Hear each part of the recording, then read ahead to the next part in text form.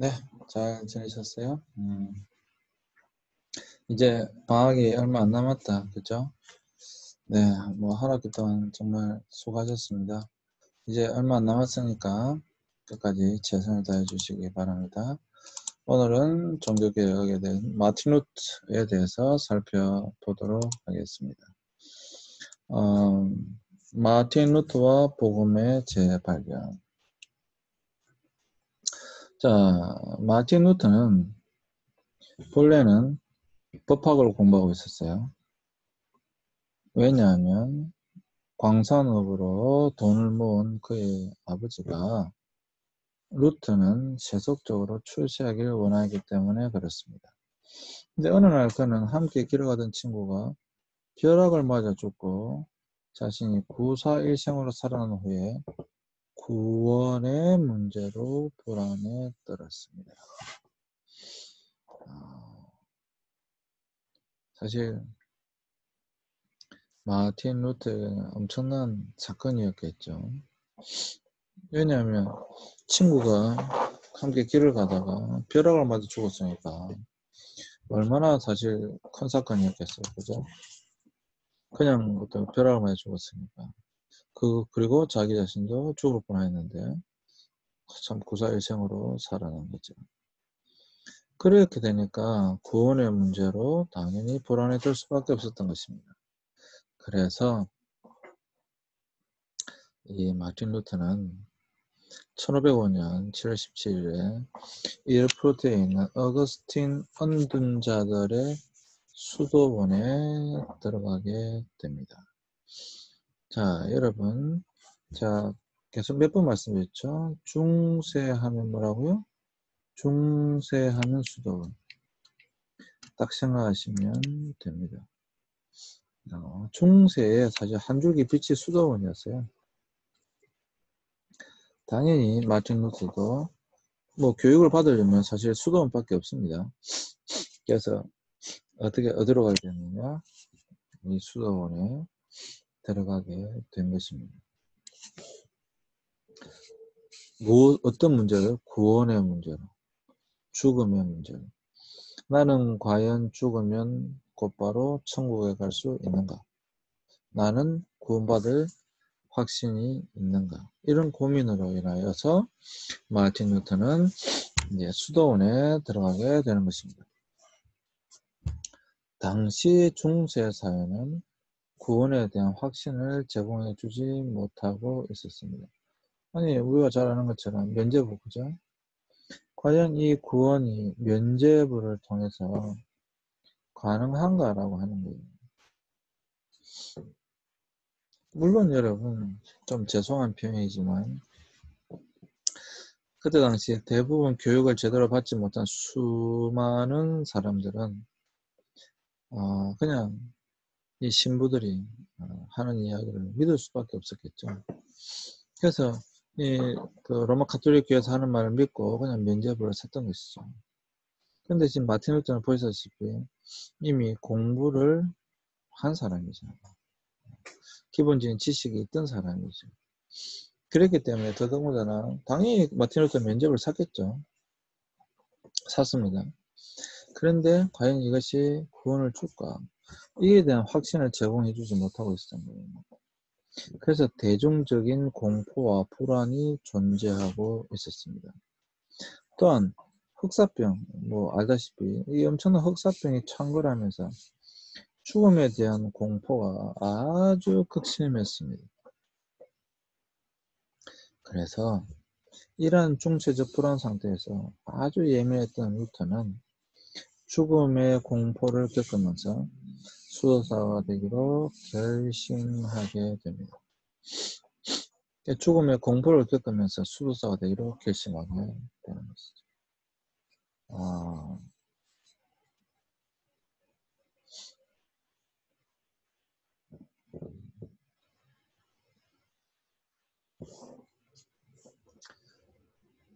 루터는 늘 구원의 확신이 없었습니다. 사실 그는 철저하게 금욕적이었어요.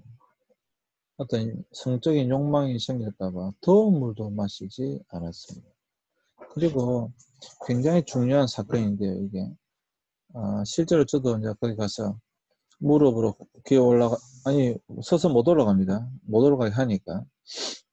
매일 종탑방을 무릎으로 기어 올라가며 내려오며 자신의 죄를 하나하나 고백했습니다. 왜냐하면 최선을 다하면 하나님이 구원을 주신다는 윌리엄 오캄의 사상을 따르고 있었기 때문입니다. 그러나 그는 아무리 노력해도 특별히 공로사상, 공덕사상 제가 말씀드렸죠.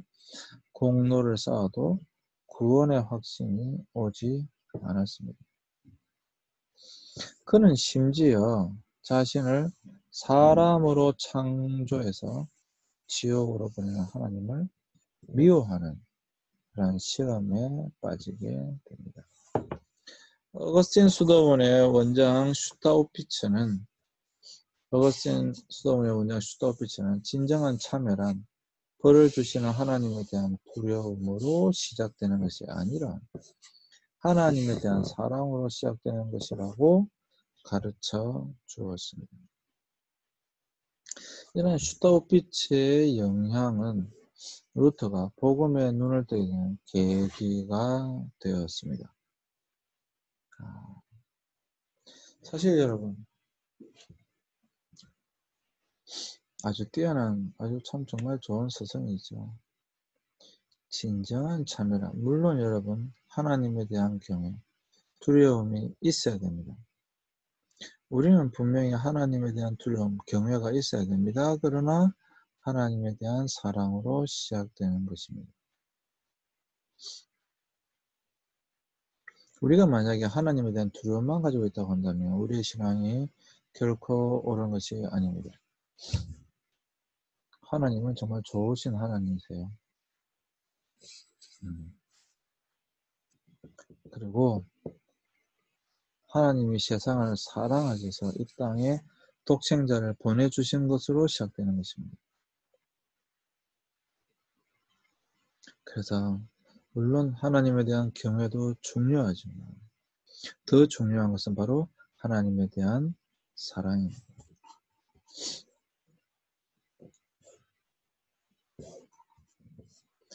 1512년 어느 날 그는 수도원에서 탑에서 회심을 체험하는 탑의 경우, 굉장히 마틴 루터에서 굉장히 중요한 사건이죠. 바로 탑의 경험을 하게 됩니다.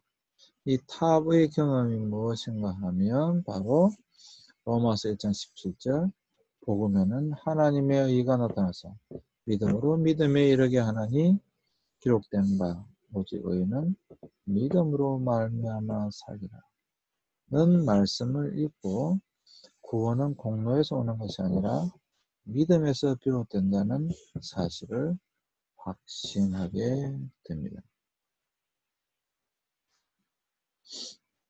그 후 루터는 어거스틴 수도원의 성경 교수로서 시편, 로마서, 갈라디아서를 강의하면서 복음을 철저하게 재확인하게 됩니다. 자, 여기서 중요한 건 루터가 바로 어거스틴 수도원의 교수였다라고 하는 거예요. 1512년, 종교개혁이 1517년 시작되잖아요. 5년 전에 탑의 경험을 통해서 수도원에 있는 탑의 경험을 통해서 로마서 1장 17절의 재발견이라고 합니다. 로마서 1장 17절에 바로 의는 믿음으로 살리라. 이 말씀을 깨닫고 난 이후에 구원은 공로가 아니라 믿음이다 라는 사실을 확신하게 된 것이죠. 그 후 루터는 수도원에서 성경 교수로서 시편과 로마서와 갈라디아서를 강의했어요. 그러니까 강의를 하게 되니까 더욱더 이 내용들에 대해서 깊이 있게 연구하게 되었겠죠. 이때 복음을 철저하게 재확인하게 됩니다.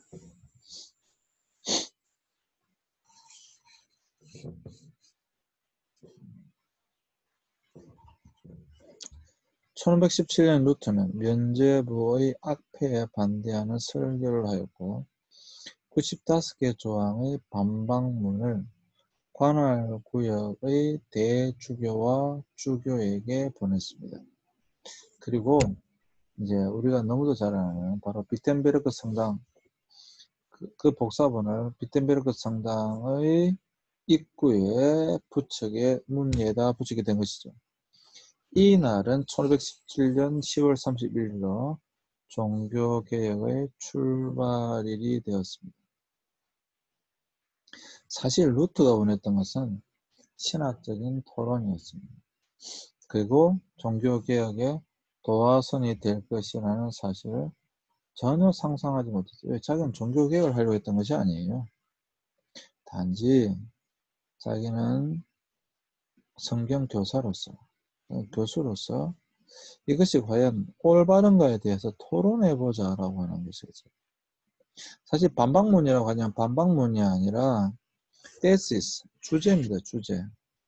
95개 조항의 주제를 가지고 토론해보자라고 하는 것이었습니다.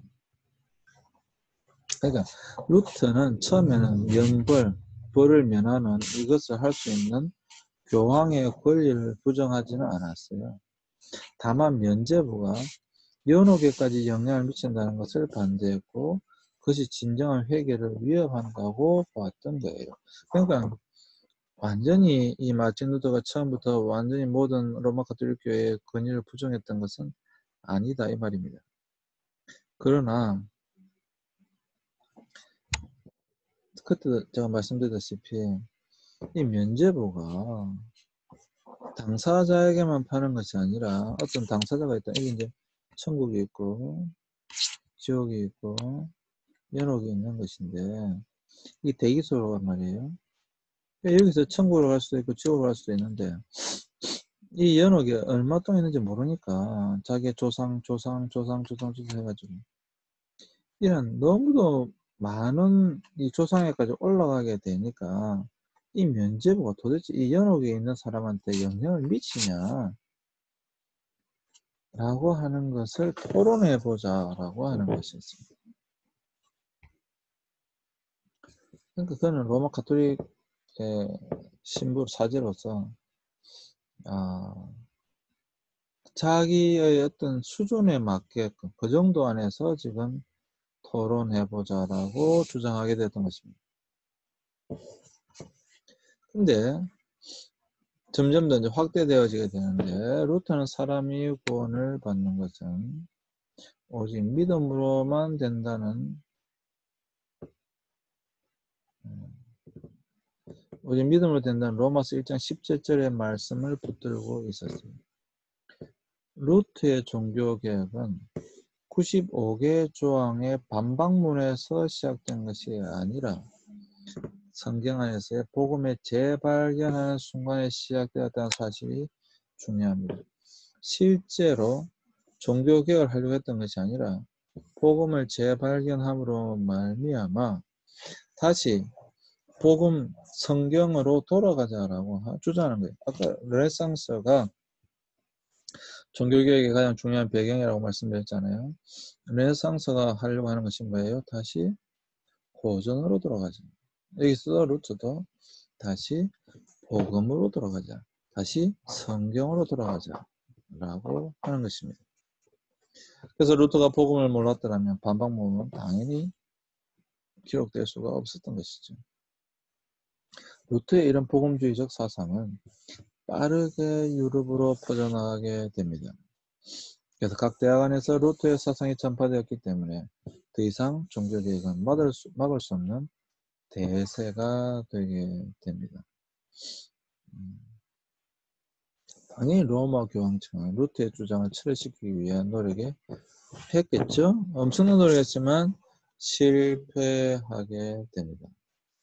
처음에는 여러분 보름스에서 종교회의가 열리죠.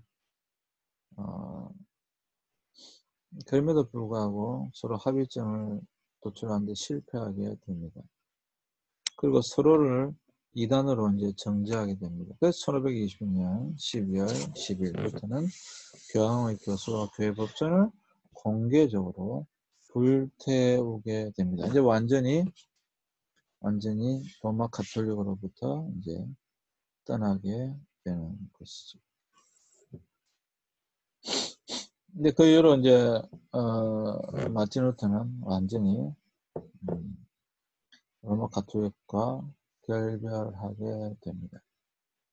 사실 몇 번의 어떤 하나 되기 위한 기회들이 분명히 있었습니다. 그렇지만 사실 여러분 누가 포기하겠습니까?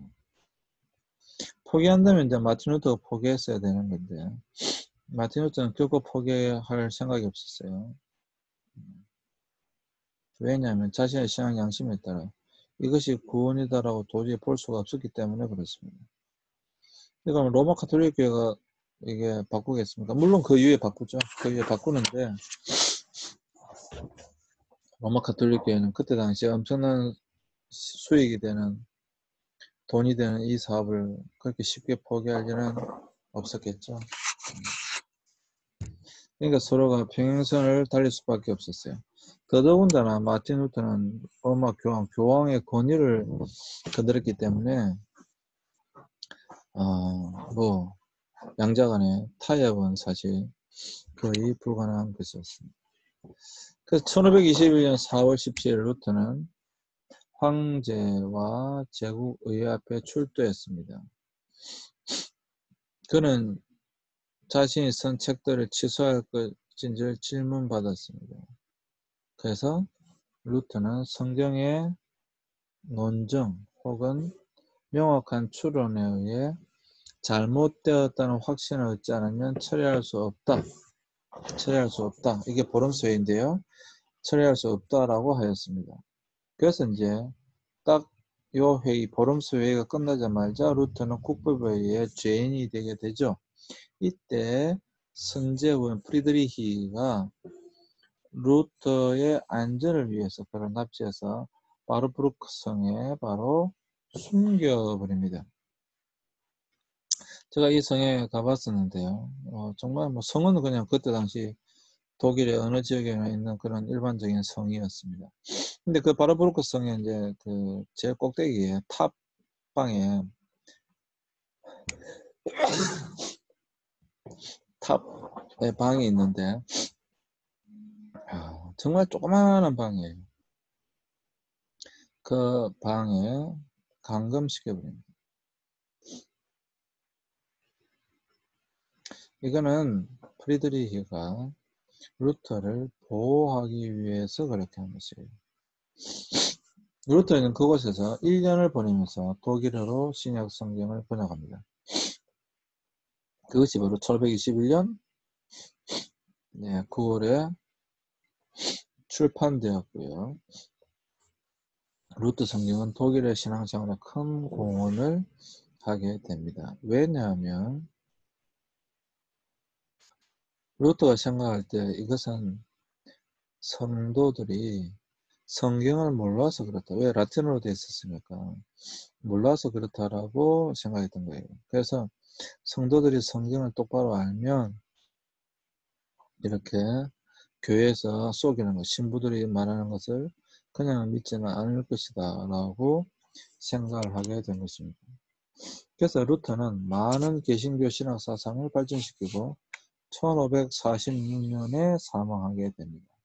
그리고 루터파는 1552년 아우구스부르크 평화조약에서 가톨릭과 동등한 신앙의 자유를 얻습니다.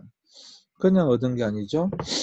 전쟁에 의해서 수많은 사람들이 서로 죽고 난 이후에야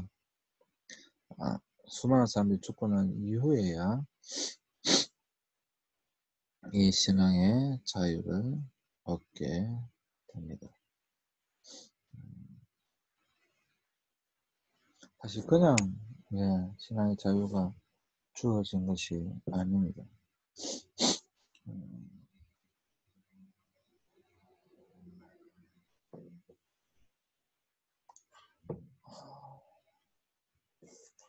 여러분 뭐 충분히 아시겠죠?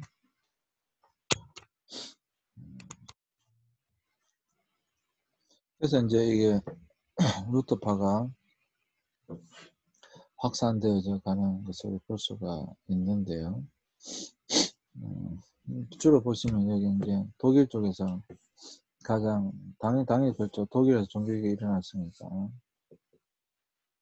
독일에 퍼졌고, 독일 위쪽으로 보시면 뭐 덴마크라든지 스웨덴이나 노르웨이, 그 다음에 프러시아 뭐 이쪽으로 이제 계속 확산되어져 가는 것을 볼 수가 있습니다.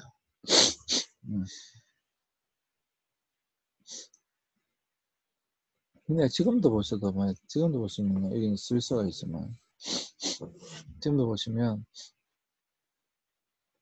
예, 일단 이태리 가톨릭 국가죠. 프랑스 가톨릭 국가죠. 폴란드 가톨릭이죠. 네. 헝가리 사실 지금이나 그때는 별반 다르지 않습니다. 이거는 그때 이제 개신교가 확산되어져 간 것을 영국도 마찬가지고 확산되어져 가는 것을 볼 수가 있습니다.